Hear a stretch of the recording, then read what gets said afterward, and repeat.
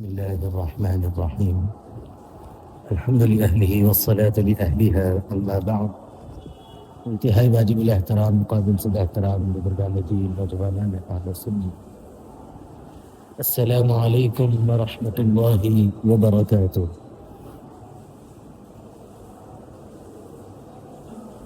گزشتہ کچھ باتیں ہمارے سامنے آئی تھی 2 جمعوں سے کہ اللہ کے نبی علیہ الصلاۃ والسلام کے ارشادات اور اللہ رب العزت کے احکامات کو سامنے رکھتے ہوئے یہ بات صاف اور واضح طور پر ہمارے سامنے آئی کہ آدمی اگر نیک بننا چاہتا ہے تو اس کے لیے جو معیار بتایا گیا ہے وہ بنیادی طور پر یہ ہے کہ وہ آدمی اپنے آپ کو گناہوں سے بچائے، اور گناہ ایک طرح کا اور ایک جیسا نہیں ہوتا۔ ہر گناہ کی نوعیت اور ہر گناہ کی سزا مختلف ہے، الگ الگ ہے۔ جیسا کہ یہ بات غالباً آ چکی ہے کہ ایک آدمی چوری کرتا ہے تو اس کے لیے الگ سزا ہے، جھوٹی گواہی دیتا ہے تو اس کی سزا کی نوعیت الگ ہے، اور پھر اگر کوئی آدمی اور بڑا گناہ کرتا ہے تو اس کی سزا الگ ہے۔ بہرحال لفظ گناہ سامنے آنے کے بعد ایسا نہیں ہے کہ تمام گناہ ایک جیسے ہیں، بلکہ گناہ الگ، سزا الگ، اس کی سختی اور نرمی الگ الگ۔ ایک حدیث کے اندر اللہ کے نبی علیہ السلام نے ارشاد فرمایا تھا کہ اتق المحارم تکن اعبد الناس، کہ اگر کوئی آدمی نیک اور متقی بننا چاہتا ہے، اللہ کی قربت حاصل کرنا چاہتا ہے، تو وہ جہاں نماز، نوافل، دیگر عبادات، روزے، صدقات اہتمام کر رہا ہے، لیکن اس سے بڑھ کر جو اس کو نظر ڈالنی ہے وہ یہ ہے کہ وہ محارم سے بچے، اللہ کی منع کردہ ہر چیز سے بچے۔ آگے اللہ کے نبی علیہ السلام امت کو ایک اور چیز بتاتے ہیں کہ وَرْضَ بِمَا قَسَمَ اللَّهُ لَكَ تَكُنْ أَغْنَى النَّاسِ، کہ آج ہماری تمام کوششیں، دن بھر کی تمام بھاگ دوڑ اور رات کی راحتوں کو بے چینیوں کے اندر تبدیل کرنے والی جو چیز ہے ہمارے اندر، وہ یہ ہے کہ ہم کس طرح مالدار بن جائیں۔ تو اللہ کے نبی علیہ السلام آسان ایک چیز فرماتے ہیں کہ وَرْضَ بِمَا قَسَمَ اللَّهُ لَكَ، کہ اللہ نے تجھ کو جو کچھ دیا ہے اس پر تو راضی ہو جا۔ اگر اللہ نے بہت زیادہ عیش و عشرت کی زندگی نہیں دی، سادگی کی زندگی دی، اگر تو اس پر خوش ہو جاتا ہے، تیرے اندر سے حرص، لالچ ختم ہو جاتی ہے، تو مالدار تو ہی ہے۔ ایسا نہیں ہے کہ ایک مالدار اپنے عیش و عشرت کی وجہ سے مالدار ہے اور وہ ابھی بھی بھوکا ہے مزید مال جمع کرنے کا، وہ فقیر ہی رہ گیا۔ لیکن ایک آدمی کے پاس جو کچھ اللہ نے دیا ہے اس پر وہ صبر کے ساتھ اور وہ اس کے اندر استغنا کے ساتھ اگر زندگی گزار رہا ہے، تو اللہ کے نبی علیہ السلام فرماتے ہیں کہ یہ شخص مالدار ہے۔ کیونکہ لیس الغنا عن کثرت الارض ولکن الغنا غنى النفس، اللہ کے نبی علیہ السلام فرماتے ہیں کہ مالداری یہ نہیں ہے کہ آپ کے پاس بہت سارا مال جمع ہے، بہت ساری جو ہے سونا چاندی اور روپیہ پیسہ جمع ہے تو آپ مالدار نہیں ہیں۔ لیس الغنا عن کثرت الارض ولکن الغنا غنى النفس، حقیقی مالداری تو آدمی کی دل کی بے نیازی کا نام، کہ آدمی جو کچھ اللہ نے دیا اس پر اکتفا کر لیا، اس پر جو ہے صبر کر لیا اور اس کے اندر زندگی گزار رہا ہے، اس میں سے وہ اللہ کے نام پر خرچ بھی کر رہا ہے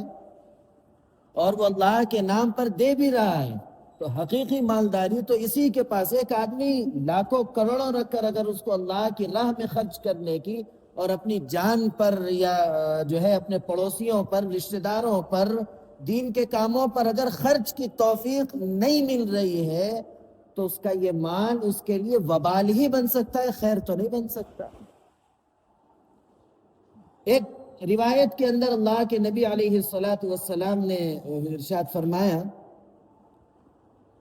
صحابہ نے آپ سے پوچھا کہ یا رسول اللہ بہترین صدقہ کون سا ہے؟ اگر میں صدقہ کرنا چاہوں تو بہترین صدقہ کون سا ہے؟ تو اللہ کے نبی علیہ السلام نے ارشاد فرمایا کہ بہترین صدقہ وہ ہے جو آدمی روز کمائے اور اسی میں سے خرچ کرے۔ ایسا نہیں ہے کہ اپنے دولت کے انبار میں سے اگر کوئی شخص تھوڑا بہت خرچ کرتا ہے تو وہ اس کی بہت زیادہ قابل قبول ہو جائے گی کیونکہ وہ اتنا خرچ کیا اتنا خرچ کیا، نہیں، بلکہ اللہ کے نبی علیہ السلام فرمایا روز کما رہا ہے، 1000 روپیہ کما رہا ہے، 5000 کما رہا ہے، جتنا کما رہا ہے اس میں سے روزانہ صدقے کا اگر کوئی اہتمام کرتا ہے تو اللہ کے نبی علیہ السلام فرماتے ہیں کہ یہ بہترین صدقہ ہے۔ آدمی کے اندر خرچ کا مادہ اس وقت پیدا ہوتا ہے، خرچ کی صفت اس وقت پیدا ہوتی ہے جس وقت اس کو اس بات کا یقین دل میں بیٹھ جاتا ہے کہ مجھے تو سب چھوڑ کے جانا ہے اور جو کچھ مجھے نیک عمل کر کے جانا ہے وہ مجھے ہی کر کے جانا ہے۔ اگر ہم غور کریں گے، اگر ہم تھوڑا بہت فکر کریں گے کہ جو ہے میں اگر چھوڑ کے جاؤں گا تو میری اولاد ایسا کرے گی ویسا کرے گی، آپ خود یہ سوچئے کہ آپ اپنے باپ دادا کے لیے کیا کریں، کتنا کرے، کیا کریں، اور آنے والی نسل تو اور پتہ نہیں کس حال میں ہوگی، اس سے کیا امید لگا سکتے۔ اس لیے جو کچھ کرنا ہے ہم کو ہی کرنا ہے اور ہم کو ہی کر کے جانا ہے۔ ہمارے لیے جیسا مثال دی جاتی ہے کہ اگر ہمارے کو کھجلی ہوئی تو صحیح جگہ پر ہم ہی کھجا سکتے ہیں، دوسرے کو اگر کھجانے کے لیے کہا جائے ہو یا کھجائے تک، جس جگہ کھجلی ہے اس جگہ اس کا ہاتھ پہنچتا ہے اور ہم اس جگہ روکتے ہیں تو وہ بولے تک اس کا ہاتھ دوسری جگہ چلے جاتا، وہ اور جم کے کھجا دیتا، وہ کھجلی کم کیا ہوتی، دوسری جگہ زخم ہو کے تکلیف ہو جاتی۔ تو اسی طرح جو کچھ نیکی، جو کچھ نیک عمل ہم خود کر لیتے وہ ہمارے لیے جو ہے